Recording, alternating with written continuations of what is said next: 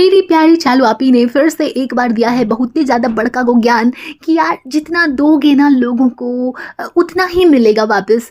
तभी मुझे ये लगा कि यार आप ही इतनी अच्छी अच्छी बातें करती हैं, तभी तो उनके कमेंट सेक्शन में जो लोग लिखते हैं ना कि हमारी शादी है, हमें ये दे दो, हमें जोड़ा दे दो, या फिर जो भी कहती है ना कि हम गिव अवे करने वाले हैं, तभी तो वीकली करती हैं यार। नहीं वीकली नहीं करती, क्या मंथली मंथली करती है, सबकी हेल्प करती है। अच्छा मंथली भी नहीं करती, अच्छा ठीक है, हमें इस टॉपिक को यहीं छोड़ देते हैं। आप ही ने कहा है कि ज्ञान देने का तो देने का।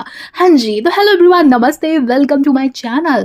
तो भाई यहाँ पे भिखमंगाई शुरू कर देती हूँ क्योंकि यार मेरे चैनल की रीच बहुत ज़्यादा डाउन हो गई है। मुझे तुम लोगों की हेल्प चाहिए और सच में चाहिए, तो प्लीज़ अभी के अभी लाइक कर देना और एक कमेंट ज़रूर कर देना। और अगर समझ में नहीं आ रहा है कि क्या कमेंट करूँ यार, तो हाय लिख देना या फिर एक हार्ट ड्रॉप कर देना। तो यार काफ़ी सारे लोगों को नोटिफिकेशन नहीं जा रही है, वहीं दूसरी ओर जो रीच है वीडियो की वही 400-500 ऐसी हो गई है। तो व्यूज़ सोचो कितने आएंगे बताओ। तो थोड़ा सा टाइम लगेगा ट्रैक पे आने में, तो मुझे सच में आपकी हेल्प चाहिए यार। हाँ जी, तो ऐसा है, जिस वाले प्रकरण की मैंने अभी व्याख्या की कि चालू आप ऐसा ज्ञान दे रही थी, तो वो मौका था रस्क खाने का। अब तुम लोग सोचो कि रस्क पे क्या ज्ञान दे रही थी चालू आपी। तो हुआ ये था कि चालू आपी को किसी ने तो टोस्ट का एक पैकेट दे दिया। लोगों को पता है कि इनके पूरे खानदान में सबको ये सब चीज़ें बहुत ज़्यादा पसंद है। अब देखो मैं शेम नहीं कर रही हूँ, लेकिन यार पसंद होने की भी ना एक लिमिट होती है। इनके यहाँ पे कोई भी चीज़ है, जैसे कि रुमाली रोटी, वो कहाँ की पसंद है, तो भाई भोपाल की। ये वाला जो बिस्किट है वो कहाँ का फेमस है, सॉरी पसंद है, तो वो भोपाल का। या फिर अगर कोई ब्रेड की भी बात होती है तो वो इनको वहीं के पसंद है, पाव पाव, हाँ जी, वो भी भोपाल के ही पसंद है। यार दिल्ली में भी काफ़ी अच्छा बेकरी आइटम मिलता है, पता नहीं है लोग कहाँ के। मुंबई में नहीं मिलता क्या? मुंबई में भी काफ़ी बढ़िया मिलता है। हो सकता है इन लोगों ने बचपन से वहाँ की चीज़ें खाई है भोपाल की, तो इन लोगों को वो ज़्यादा अच्छा लगता है। लेकिन इनका एक अलग ही प्रकार सुरूर देखने को मिलता है भाई, इन लोगों के अंदर बिल्कुल बौखला जाते हैं जैसे ही भोपाल के खाने की बात होती है भाई, वो भी कुछ पर्टिकुलर चीज़ों की जिनका मैंने अभी अभी नाम लिया है। हाँ जी, मतलब ये भी देखने को हमें मिला है इनके पहले के ब्लॉग्स में कि खिजा जो है वो वहाँ की रुमाली रोटी रख के पता नहीं कितने दिन तक खा रही होती। और ऐसी ही कुछ दीवानगी इन लोगों के अंदर दिखाई देती है मौदहा की चीज़ों के लिए, जैसे कि मूली, साग, अमरूद, या फिर कुछ भी, मतलब फ्री का कोई भी नहीं, सॉरी ऐसे नहीं बोलते गाइस, हाँ मतलब कोई भी सामान बस मौदहा से आ जाए, बस इनके दिल में वो भा जाए, समा जाए, ऐसा होता है।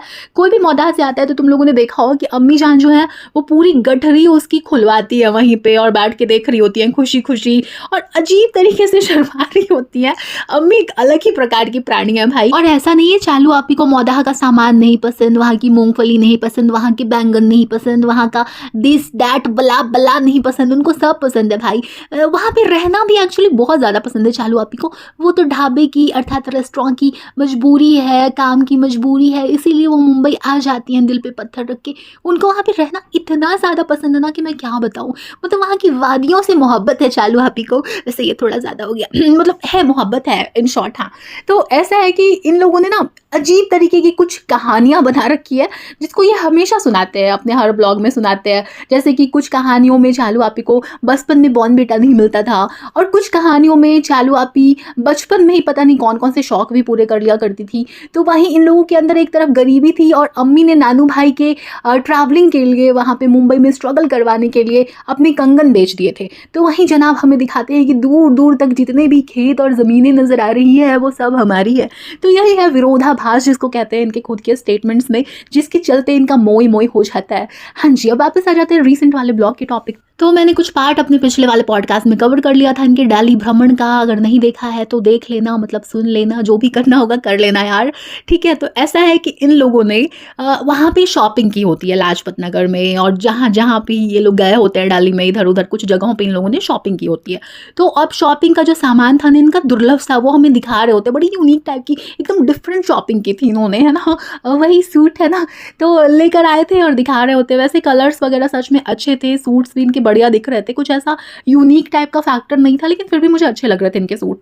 लेकिन अब क्या होता है, बेड पे बैठ के फैलाई होती है और पीछे इनका जो बेबी है ना चालू आपी का, वो फीड कर रहा होता है, वो अपने हाथ में बॉटल पकड़ के दूध पी रहा होता है। चालू आपी यहीं पे फिर से ज्ञान की देवी बनती है कि खाला लोग कहती हैं कि इस तरीके से मत दिखाया करो ब्लॉग में इसको, तो देखो ये खुद कैमरे के सामने आ रहा है। फिर कहती है घर वाली बात है और आप लोगों को हम अपना घर समझते हैं। तभी मेरे उत्ते दिमाग में एक सवाल आया, बहुत ही जोरदार आया, कि घर वालों से कोई अपनी लव स्टोरी छिपाता है क्या आपी? मतलब मुझे सच में जाननी है यार इन लोगों की लव स्टोरी, इन्हीं लोगों की जुबानी, है ना। मतलब आप ही की प्रेम कहानी, आप ही की जुबानी, क्या लाइन है बाबा। हाँ जी, तो घर वालों से ऐसी बातें नहीं छुपाते आप ही। शादी को भी इतना टाइम हो गया, बच्चा भी आ गया आपका, का, तो बता दो यार, बहुत दिन से तड़प रहे हैं हम लोग सुनने के लिए आपकी लव ई स्टोरी।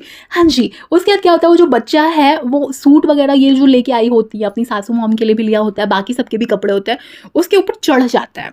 भाई साहब, मतलब हाइजीन का लेवल तो यहाँ से हटा देते हैं हम थोड़ी देर के लिए। एक बार आप सोच लो, वो नए कपड़े हैं, उसमें दाग ही लग जाए, खराबी हो जाए, वो भी एक बार को अपना सामान होता है तो इंसान सोचता है कि चलो ठीक है। वो सूट जो होता है ना, जिसके ऊपर वो बच्चा चढ़ गया होता है, वो वाला सूट होता है जो अपनी सासू मॉम को गिफ्ट करने के लिए चालू आपी लेकर आई हैं। वाह भाई, कमाल हो आपी आप।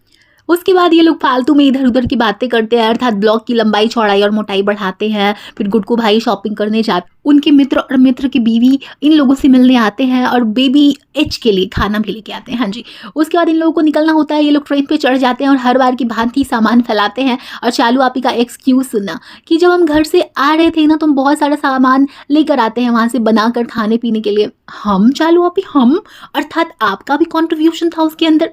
झूठी झूठी झूठी। आप तो संभाल रही थी ना, समझा करो गाइस। हाँ, ये बच्चा संभाल रही होंगी।